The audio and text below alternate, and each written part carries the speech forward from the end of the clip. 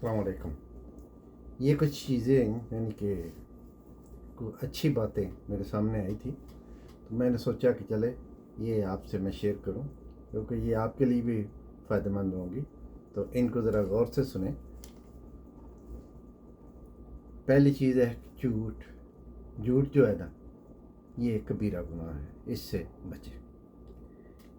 इंसाफ से हुकूमत कायम रहती है, परहेजगारी से सेहत ठीक रहती है, सखावत से दौलत हासिल और पक्की हो जाती है, नेक औलाद से इंसान को राहत नसीब होती है, नेक नामी से इज़्ज़त मिलती है, नफ़रत से दुश्मनी पैदा होती है, फजूल खर्ची से कर्जदार हो जाता है, यानी कि कर्ज बढ़ता है, माफ़ करने से अजर मिलता है।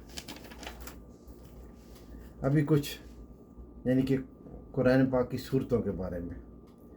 जो शख्स सूरत फातिहा कसरत से पढ़ता है अल्लाह के गुस्से से बच जाता है। सूरत यासीन से रोज़े क़यामत की प्यास बुझ जाती है। अल दुखान सूरत जो पढ़ता है अल्लाह उसको क़यामत के दिन के खौफ से महफूज रखता है। अल वाक़िया सूरत जो पढ़ता है अल्लाह रिज़्क़ की तंगी से बचाता है। सूरत अल मुल्क पढ़ने वाला कब्र के अज़ाब से महफूज रहता है। सूरत अल कौसर पढ़ने वाला अल्लाह उसको दुश्मनों से महफूज फरमाता है। अल काफरून सूरत का पढ़ने वाला मौत के वक़्त काफिर होने से बच जाता है।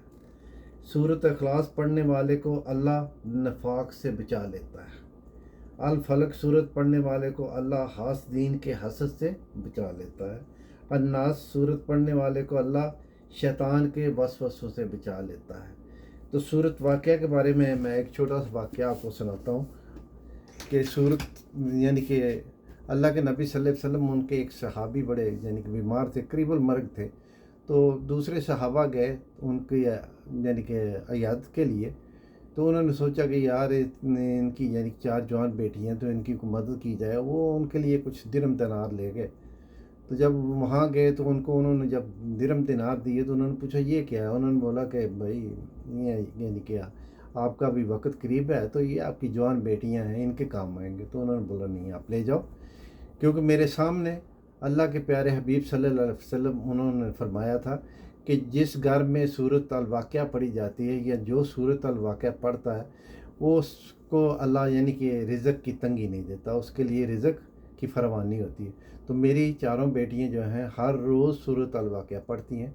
तो अल्लाह के फजल करम से मुझे अल्लाह के घर की उम्मीद है कि अल्लाह के नबी सल्लल्लाहु अलैहि वसल्लम उनके क्योंकि जो फरमान है, जो अल्फाज है, वो तो सच है, सच और हक़ है।